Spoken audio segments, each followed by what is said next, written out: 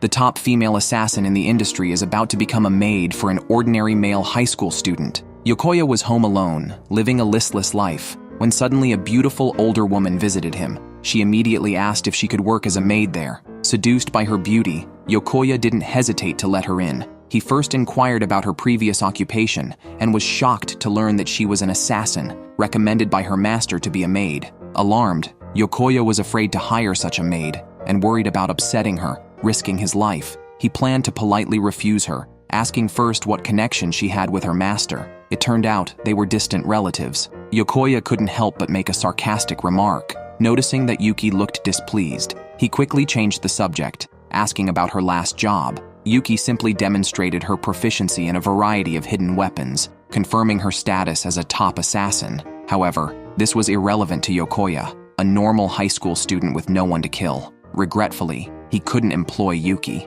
She understood and left with her belongings, while Yokoya felt as if he had narrowly escaped danger. However, he realized she had left something at his place and hurried after her. At that moment, Yuki was feeling lost, unsure of her next steps since she couldn't be a maid for Yokoya as her master had intended. Just then, she heard Yokoya's voice. He was holding a bell, but in his rush, he didn't notice a large truck approaching from the side, nearly sending him to another world. Fortunately, Yuki quickly pushed him out of the way. The intense action left her breathless, marking the first time she had directly saved a life. Her heart couldn't stop racing. Yokoya returned the bell to her, and they said goodbye once more. However, this time, Yokoya felt reluctant to let her go and called out to Yuki, telling her his home needed someone to clean. He hoped she would stay and help. Yuki followed Yokoya back to the large villa, but she was clueless about household chores. She even thought Yokoya meant assassination when he said cleaning. Yokoya quickly showed her around the house, which was cluttered with garbage bags that had been accumulating for a long time. What Yokoya really needed was a housekeeper. Yuki thought she understood him. As long as she could do the housework, she could stay, right? Unfortunately, though she was skilled at killing, she knew nothing about housework and was clumsy at it. Yokoya found her mishaps surprisingly cute. He handed her a towel to wipe down with and then helped her clean. Eventually, they managed to make the house look brand new, although Yuki hadn't been much help. However, her presence motivated Yokoya. By the evening at 7 p.m., after working all day without even lunch, both were hungry. Yuki naturally couldn't cook, so Yokoya suggested she take a bath first. Soaking in the bathtub, Yuki thought of Yokoya's smiling face and felt a warmth she hadn't felt in a long time. Meanwhile, Yokoya was somewhat anxious, worried Yuki might come out wearing just a towel, unsure how he'd react. When Yuki appeared, she was fully dressed and helped by slicing cabbage finely with impressive knife skills. Yokoya then served up store-bought fried pork cutlets and instant miso soup. Though all food was the same to Yuki, Yokoya excitedly introduced the cutlets, claiming they would change her perception. They were from a 60-year-old specialty shop, both delicious and affordable, and reportedly a secret favorite of celebrities. However, Yuki remained indifferent, suggesting Yokoya eat it all if he liked it so much. Yokoya couldn't eat alone and split the meal into 2 portions. Then he realized he hadn't asked for the maid's name. Yuki said she had no name, as it changed with the employer's preference. Yokoya, not good at naming, continued to call her maid. This made Yuki slightly uncomfortable. The two shared the pork cutlet meal, but Yuki failed to meet Yokoya's expectations, still unable to distinguish good from bad tastes as before. However, she felt a warmth she hadn't felt before, both from bathing and eating. While Yuki was bathing, Yokoya had prepared a room for her. In fact, Yuki has a name, her name as an assassin, but for some reason, she didn't want to be called the Cold Woman by Yokoya. Noticing Yuki eating the pork cutlet dry, Yokoya passed her the sauce, and this time Yuki was amazed. Was the pork cutlet sauce really such a delicious thing? In the middle of the night, Yokoya woke up from a nightmare feeling hungry and quietly went to the kitchen to prepare some instant noodles. He heard a noise inside and saw a tall woman in a white dress slowly turning her head. It was Yuki, sneaking some pork cutlet sauce. Relieved, Yokoya made a dish of pork cutlet with sauce for dipping. Yuki ate with great satisfaction and then asked Yokoya if he had a nightmare. She came out of her room because she heard Yokoya moaning. Worried he was being attacked by an assassin, she checked on him and found Yokoya crying and calling out for his mother. Ashamed, Yokoya told her that he too had a dream, dreaming of a giant pork cutlet sauce, but woke up just as he was about to eat it. This was the first time he had such a dream. He usually dreamed of killing or being killed. So when she noticed Yokoya had a nightmare, she wanted to comfort him but didn't know how. Little did she know, for Yokoya, hearing these words from the maid was already very satisfying. He often had nightmares as a child, dreaming his mother was leaving with another child, abandoning him. After such nightmares, he couldn't sleep unless he was lying on his mother's lap. Hearing this, Yuki immediately offered her thigh, but Yokoya was so frightened that he quickly refused. The rejected Yuki was immediately overwhelmed by a sense of loss. Seeing this, Yokoya could only muster the courage to lie down on it, and they both felt warmth. The next morning, Yokoya went downstairs and saw that all the trash had been shredded and bagged. Their life had finally started to settle down. However, when he opened the door, he found a small dog abandoned at the doorstep, along with a letter from its previous owner. It explained that they had bought the dog from a pet store thinking it was a Pomeranian, but as it grew bigger, it became too much to handle and was left at the doorstep of a wealthy household. Yokoya was at a loss for words but couldn't ignore the situation, knowing that such a small dog might not survive if left to roam the streets. Yuki, on the other hand, reflected on her own childhood, recalling that no one had ever spoken such words to her. She believed that with a strong desire to survive, anyone could make it through any situation. This was the instinct of an animal. Being saved out of pity could never truly make one strong. Abandonment could still lead to death. Yuki's thoughts were too philosophical, and Yokoya couldn't quite grasp them. He knew that the reason the maid had saved his life the day before wasn't out of pity. Rather, her body had reacted before her mind had a chance to think, a basic human instinct. Yokoya didn't want to argue with Yuki and went back inside with the dog. Unexpectedly, Yuki was afraid of dogs. Nonetheless, she would hold it if it was an order from her master. Yokoya was concerned about her fear and learned that Yuki's master had once thrown her into a mountain filled with fierce wild dogs for training, which left her traumatized. Feeling sympathetic, Yokoya decided it was best not to have Yuki take care of the dog. However, seeing Yokoya so troubled made Yuki feel lost again. Still, Yokoya resolved to adopt the dog, and Yuki decided to face her fears and held the dog. The dog, held by the beautiful lady, showed a mischievous expression and stayed still. Yet Yuki was still scared of its sharp claws, fierce teeth, and piercing eyes, unaware that to most people, the dog looked just like a fluffy marshmallow. At that moment, the puppy suddenly nibbled on Yuki's finger, almost causing her to faint. Yokoya quickly took the puppy, and it switched to another finger to nibble on. It wasn't really biting hard, just itching its teeth. So, Yokoya took the puppy and Yuki to the pet hospital to get the dog a checkup and asked Yuki to help pick out some pet supplies. After the checkup, they could go back home with a leash. Yokoya appreciated Yuki's help, and Yuki found herself touched by Yokoya's kindness. It was the first time someone like him had appeared in her life, making her acutely aware of the distance between them. Until now, Yuki, who had only known how to kill, had learned so much in just a few days from Yokoya.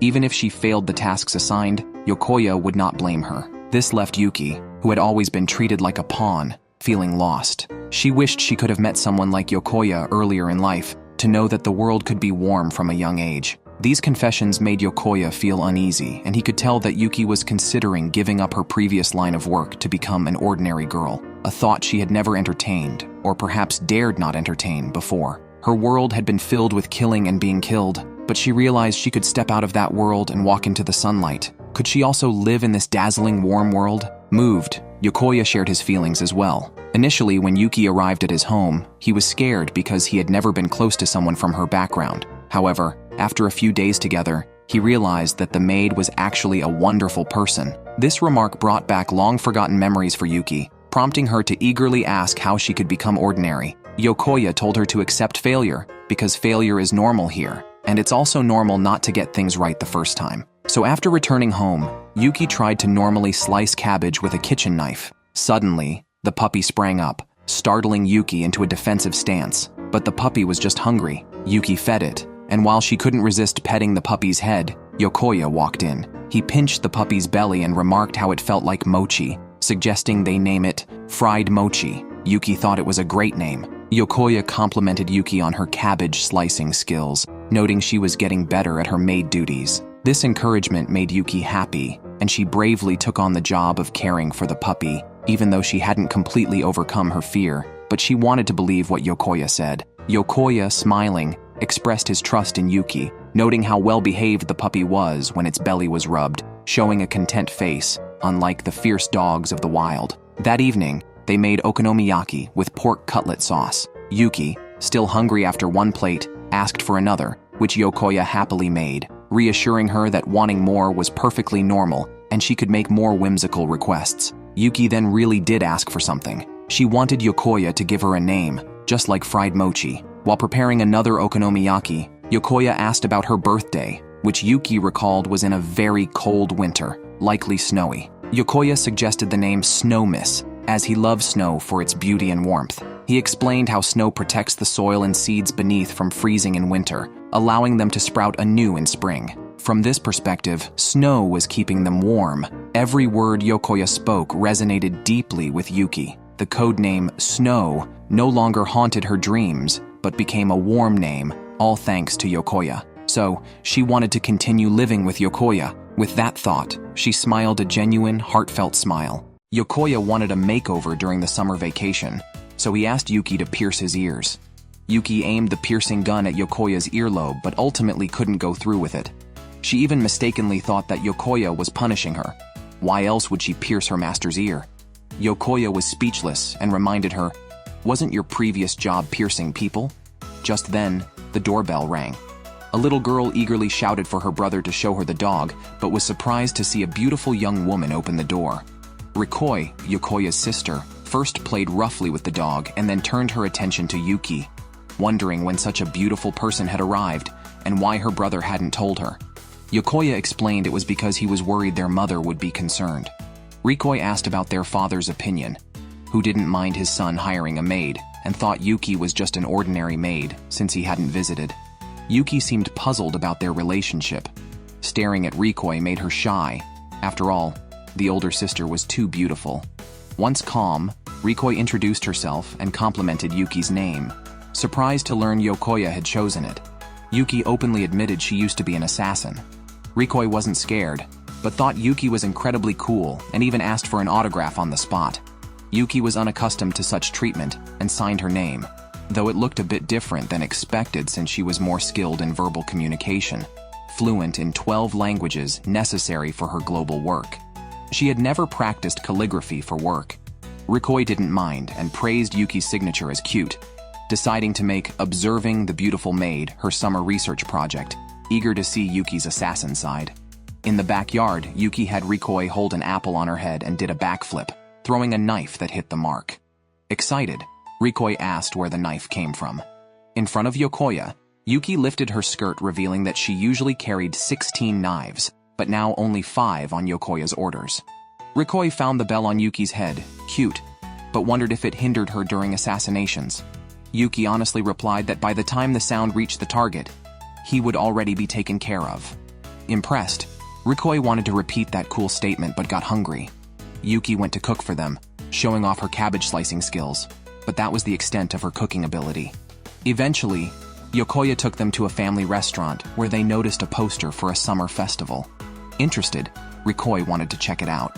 Yokoya also told Yuki about a stall selling sauce-covered rice crackers at the festival, which she couldn't resist. The three then headed out to enjoy the festival together. First, they arrived at the archery range. Rikoi missed her first shot, and surprisingly, Yuki missed as well. After all, she specialized in throwing weapons, not shooting. However, during the goldfish scooping game, Yuki really showed her skills and even taught Rikoi hands-on. The owner thought they were sisters and complimented Yuki for being a kind and caring older sister. Yuki remained silent until Yokoya bought her sauce-covered rice crackers. They were as delicious as ever, and Yuki stuffed them into her mouth like a little hamster. Seeing her joy, the stall owner gave her 2 bottles of sauce for free. At that moment, Rikoi went out to buy drinks. To ensure his sister wouldn't lose them upon returning, Yokoya stayed nearby with Yuki. This was Yuki's first time truly participating in a festival. Previously, she had only attended such events for assassinations and had no interest in the fireworks or scenery. Noticing Yuki drifting into her own world, Yokoya didn't disturb her. Just then, fireworks burst beautifully in the night sky. Rikoi returned at that moment, handed a drink to Yuki, and sat between them to enjoy the fireworks. After the show, everyone returned home satisfied. Unexpectedly, on their way back, they encountered a biker gang. The bikers snatched a girl's bag and headed straight towards them. Yuki dropped her sauce and scooped up Rikoi, dodging to the side. This was the first time Rikoi had been carried princess-style by someone other than her father. Unfortunately, The sauce from the owner was wasted, which made Yokoya increasingly angry. He thought such people deserved divine retribution. Yuki, thinking it was an order from her master, chased after them by running across rooftops. Rikoi was thrilled and planned to include this scene of Yuki beating up the bad guys in her observation diary. Yuki caught up with the motorcycle thieves. Yokoya and Rikoi took a shortcut. Yuki landed from above, first throwing 2 daggers to block the path, then landed in front of the thief, knife in hand, approaching step by step. Just as she was about to deal with him, Yokoya shouted for her not to kill him. Fortunately, Yuki had never intended to kill, just to teach him a lesson. So the 3 went back to buy more sauce-covered rice crackers, and then took Rikoi home. Rikoi felt her observation diary would be very popular. Yuki didn't quite understand these things as she had never attended school. After hearing Rikoi's explanation, she felt a sense of longing. Yokoya, hearing Yuki's soft murmurs, also became curious about how old Yuki was this year. However, he encouraged her to try school and make some friends. As summer vacation ended, Yokoya started the new school term. His close friend eagerly shared gossip about a beautiful maid seen around town. Yokoya pretended to know nothing about it. Another classmate mentioned seeing her in the library. Then, at the start of the class, the teacher announced a new transfer student was joining their class. Yokoya looked up and saw it was their maid.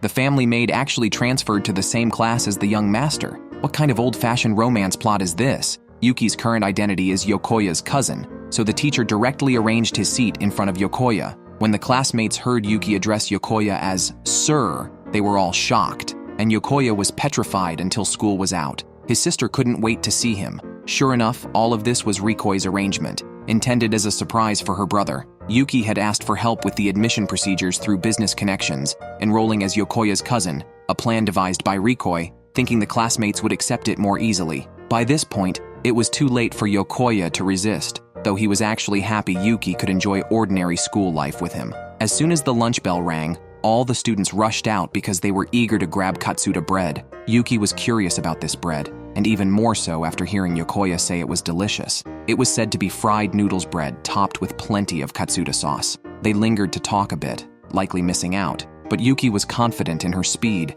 and her master had taught her to secure her target at all costs. She jumped onto the rooftop, scanning from the school's highest point for the canteen's location. Just as Yokoya was about to caution her not to overdo it, Yuki had already dashed off, her expression that of a girl seeing sweets. Yokoya knew he probably couldn't stop her, or rather, no one could stop Yuki in that state. Meanwhile, the first wave of Katsuta's personal guard had already burst out, all deeply drawn by the Katsuta deli. To buy the bread, they trained day and night to improve their speed and burst. Yet, they were no match for Yuki's speed. Yokoya immediately grew anxious, worried about a confrontation at the entrance, but unexpectedly, Yuki had flown out, circled to the back, and was already at the deli entrance while the others were still nowhere in sight. Yuki even had the leisure to dust herself off before walking elegantly into the deli, ordering a bread and a sandwich Yokoya liked. However, the deli only allowed 1 bread per person, so Yuki didn't buy the sandwich, opting for a fried meat patty bread instead.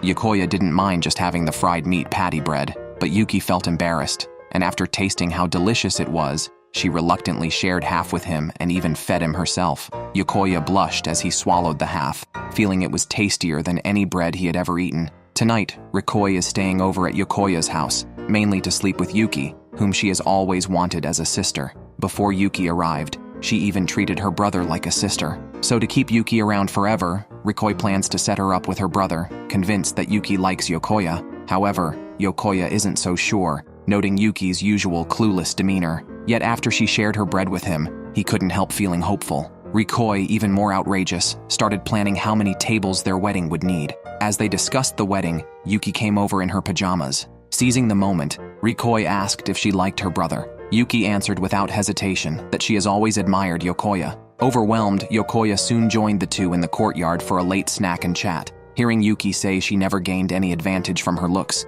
Yokoya felt a pang of sympathy. Yuki then praised Rikoi as especially cute, even without makeup, and recommended trying the fried pork chop sauce, noting its peculiar but tasty effect on fruit. Watching the two enjoy themselves, Yokoya was relieved. Indeed, girls enjoy each other's company the most. Noticing his gaze, Rikoi started to push the idea of marriage to Yuki, telling her she could stay with them forever. As they spoke, Yokoya couldn't help but visualize that scenario, unaware that a black cat was quietly watching them. The next day, Yokoya's Chinese class was about a text on cats. Unfortunately, Yokoya wasn't in the mood to listen and was dozing off when the teacher threw a piece of chalk at him. Yuki, sitting in front, instinctively cut it in half, and the pieces ended up poking Yokoya in both eyes. He rushed to the infirmary to see the school nurse. A new nurse named Nita introduced herself there. Instead of examining Yokoya right away, Nita asked about his relationship with Yuki.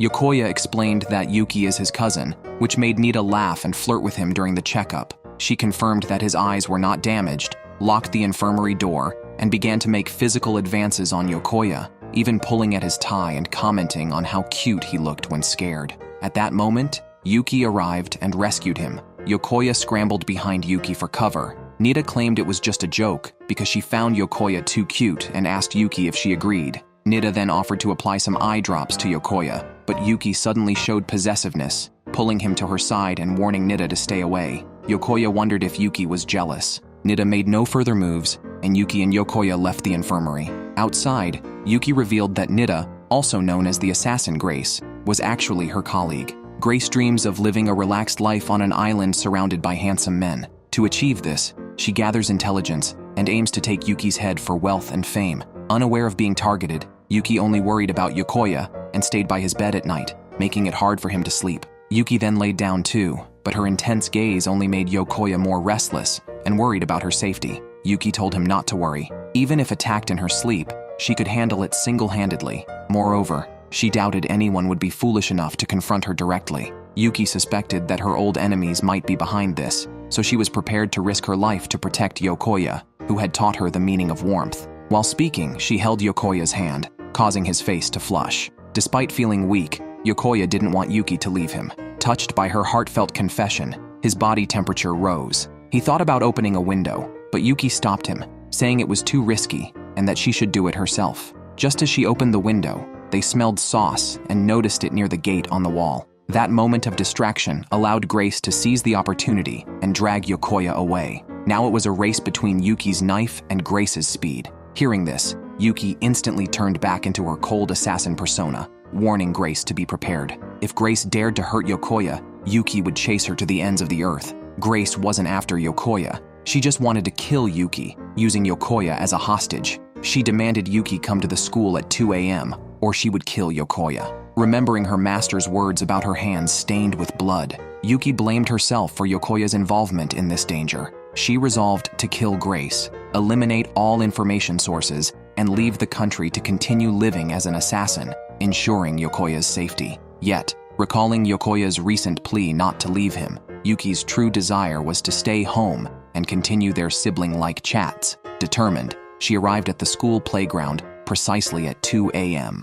Yokoya was currently being tied up by Grace for a bondage play session, and she even suggested trying other methods. Yokoya wasn't too scared, and when he heard Grace attempting to drive a wedge between him and Yuki, he still chose to trust Yuki. Grace found him boring, but it didn't matter to her. Her goal was only to kill Yuki herself. This revelation unsettled Yokoya, who had known only that Yuki had been involved in assassination work, but was unaware of the details. Grace then explained to him that Yuki was a monster, a standout even among other dangerous figures in their line of work. She described Yuki as someone who lived to kill, without a shred of mercy, capable of ruthlessly eliminating anyone. Yuki was also known as White Wolf of Snow, the fourth of the 9 dragon offspring, the world's strongest assassination group, which attracted top talents from various countries. It was said that whenever there was upheaval in human history, the 9 dragon offspring were involved. Their formidable power made them many enemies, and taking the head of one of them could bring endless wealth and fame.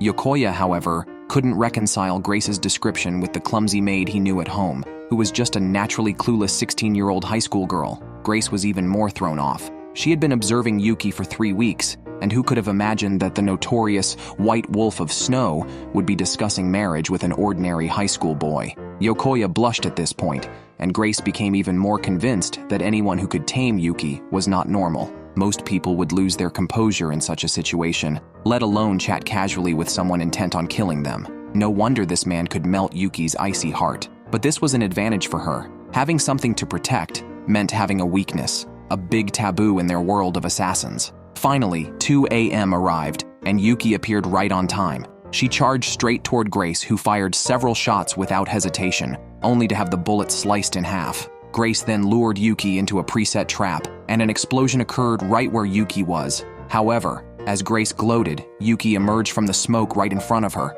Grace, skilled herself, used a whip to block the attack, and Yuki's strength only fueled her competitiveness, prompting her to choose a frontal assault. Grace also deliberately revealed Yuki's true identity in front of Yokoya, but Yuki didn't care because she was only concerned about Yokoya needing to go to school the next day and couldn't stay up late anymore. This truly shocked Grace. Using Yokoya as leverage, Grace held a remote control, pressing it lightly to aim laser sights at his limbs, threatening Yuki with his dismemberment if she made a move. Before Grace could finish her threat, Yuki charged at her. Grace thought Yuki didn't care about the boy's life, but Yuki was just confident in her speed. She threw 4 knives, each striking a bullet aimed at Yokoya. Grace had other tricks up her sleeve, but before she could act, Yuki's flying knife pierced the remote control. Yuki was already in front of her. This was the power of the White Wolf of Snow. Grace wanted to shoot Yokoya, but was knocked down by a kick from Yuki. When it came to physical skills, she was completely outclassed.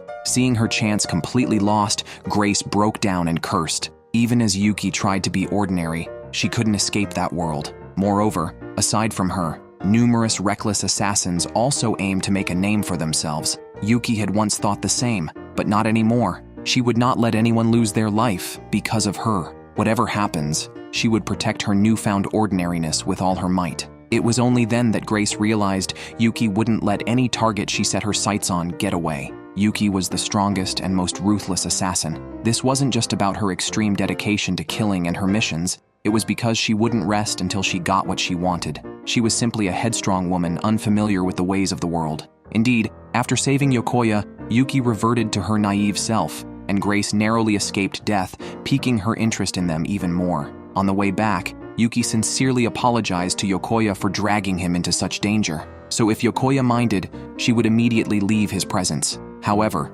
she couldn't bring herself to finish the sentence. Yokoya then took her hand, asking her to teach him some self-defense, as he too was a man and couldn't always rely on Yuki for protection. Finally, the two ran home together. What a beautiful moonlit night it was.